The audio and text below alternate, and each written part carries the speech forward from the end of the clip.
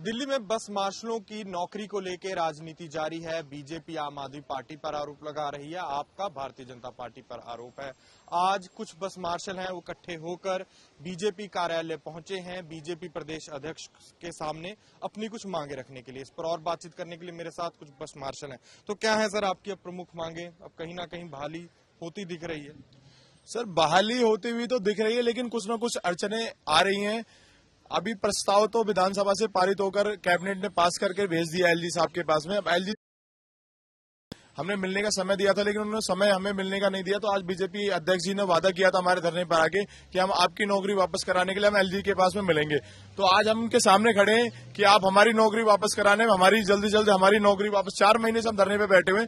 सरकारें बड़ी गेम खेल रही थी, आम आदमी और बीजेपी एक दूसरे के ऊपर आरोप लगा रहे थे कि आपको उसने हटाया, वो कह रहे हैं कि आपका एलजी साहब बीजेपी के, और वो कह रहे हैं कि जी आम आदमी पार्टी के मुख्यमंत्री जी ने। अब मैं कह रहा हूं एक स्टैंड तो साफ हो गया कि उन्होंने कैबिनेट ने पास करके दे दिया, उनके विधायकों ने उनके मंत्रियों ने पास करके एलजी साहब के पास में फाइल भेज दी है। तो एलजी साहब ये कब इस पर अपना साइन करके और जल्द से जल्द इनको रोजगार दे पाएंगे? गरीब लोग हैं, 4 महीने धरने पे बैठे। क्या स्थिति हमारी आज पैदा हो गई है? बच्चों की स्कूल की फीस नहीं जा पा रही है, इतने संकट हो गए, परिवार के अंदर भुखमरी जैसी हालत हो गई। हमारे 11-12 लोग उनको शहीद हो गए, उनकी मृत्यु हो गई, आत्महत्या कर ली उन्होंने नौकरी जाने की वजह से। आज उनके परिवार की क्या हालत हो रही है? तो उनको कम से कम उनको रोजगार नहीं देकर उनको कुछ ना कुछ तो मुआवजा भी दे सरकार, और इनको जल्द से जल्द हमें रोजगार देकर। सरकार का इलेक्शन बहुत जल्दी आचार संहिता लग जाएगी, उसके बाद इलेक्शन आ जाएंगे, तो हो सकता है हमारा काम रुक जाए। अभी बहुत टाइम है, 7-8 दिन का सरकार को टाइम दे रहे हैं कि आपके पास में आ गया। मैं साफ साफ कह रहा हूं बीजेपी सरकार और बीजेपी के केंद्र की सरकार को भी कहता हूं, जब संसद भवन में भी रमेश बिधूड़ी जी ने, सांसद दक्षिणी दिल्ली ने, ये मुद्दा उठाया था कि सिविल डिफेंस को केजरीवाल जी ने हटा दिया। अब केजरीवाल जी ने तो प्रस्ताव भेज दिया, अब एलजी साहब क्या नौकरी देंगे? तो ये बहुत बड़ा सवाल है कि नौकरी देनी पड़ेगी, किसी भी हालत में देनी पड़ेगी नौकरी, क्योंकि हमारी कोई गलती नहीं थी, हमने बहुत ईमानदारी से काम करा हुआ था। आज सरकार को पता लग रहा है, सरकार और विधायकों ने कहा कि ईमानदारी, हमारा रिकॉर्ड चेक कर लो, बहुत अच्छा काम करा सभी ने। आज 10,000 11,000 आदमियों को एक साइन में आपने हटा दिया। बहुत, मैं कह रहा हूं आज अध्यक्ष जी से मिलने के लिए आए, अपना ज्ञापन देंगे और अध्यक्ष जी को कहेंगे कि आप जल्द जल्द हमारी नौकरी वापस कराने में हमारी मदद करें। मेरा नाम इलियास खान है, जिसका पूरे को नेतृत्व कर रहा हूं। हम एक चीज़ कहने आए हैं कि हम कोरोना योद्धा थे, वो सिविल डिफेंस के थे, जो जब कोई काम नहीं आया था ना तब हम काम आए थे। आज जब पूरा देश संकट में था हम सबसे आगे थे। आज हम उनसे हम कुछ संकट में हैं, तो हम ये देखना चाहते हैं कि कौन सी सरकार हमारे साथ खड़ी है।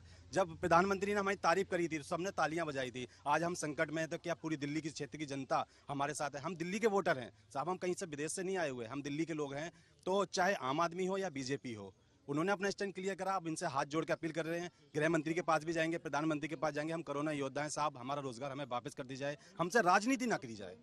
हम एक ऐसे सिपाही थे, जब कोरोना आया था आपके चैनल के माध्यम से भी सबको दिखाया गया था, जब कोरोना आया था तो हमने राजनीति नहीं करी थी, हमने बीजेपी वालों को नहीं बचाया था, आम आदमी वालों को नहीं बचाया था, कांग्रेस को नहीं बचाया था, हमने पूरी जनता को बचाया था। जब जनता को बचाने वाला एक सेवक, एक सिपाही जब इस परिस्थितियों में आ जाए, सड़क पे आ जाए, तो सरकारों को सोचना चाहिए। और हमें प्रधानमंत्री से बहुत बड़ी उम्मीद है और अमित शाह जी से है, क्योंकि वो अगर एलजी साहब अगर कुछ चीज़ नोटिस रोकते हैं तो गृह मंत्री जी या गृह मंत्रालय के अंतर्गत आते हैं हम, तो वो हमारा पास कर सकते हैं। और इलेक्शन से पहले ये सब राजनीति खत्म कीजिए, हम उनके बच्चे हैं। हम सज्जन साहब से यही कहने आए हैं कि हम भी दिल्ली के वोटर हैं और आपके ही बच्चे हैं, हमारे बच्चों की तरह सोचें और हमारा रोजगार हमें वापस दें। हम बहुत परिस्थितियों में हैं कि हमें मरने के सिवा हमारे पास कोई चारा नहीं है।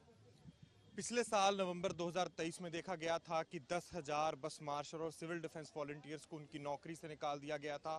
उसके बाद दिल्ली में जो राजनीति है तेज हो जाती है। आम आदमी पार्टी भारतीय जनता पार्टी पर आरोप लगाती है, बीजेपी आम आदमी पार्टी पर आरोप लगाती है, एलजी हाउस भी आरोप लगाता है, एलजी हाउस पर भी आरोप लगता है। पर अब इनको उम्मीद है कि इनकी जो नौकरी की बहाली हो जाएगी और इनका साफ तौर पर दोनों ही आम आदमी पार्टी, बीजेपी और एलजी हाउस से एक ही रिक्वेस्ट है कि इनको इनकी नौकरी वापस दी जाए ताकि जो अपने परिवार को सुचारू रूप से चला सके। कैमरामैन नासिर खान के साथ अनमोल बाली की नई दिल्ली से रिपोर्ट।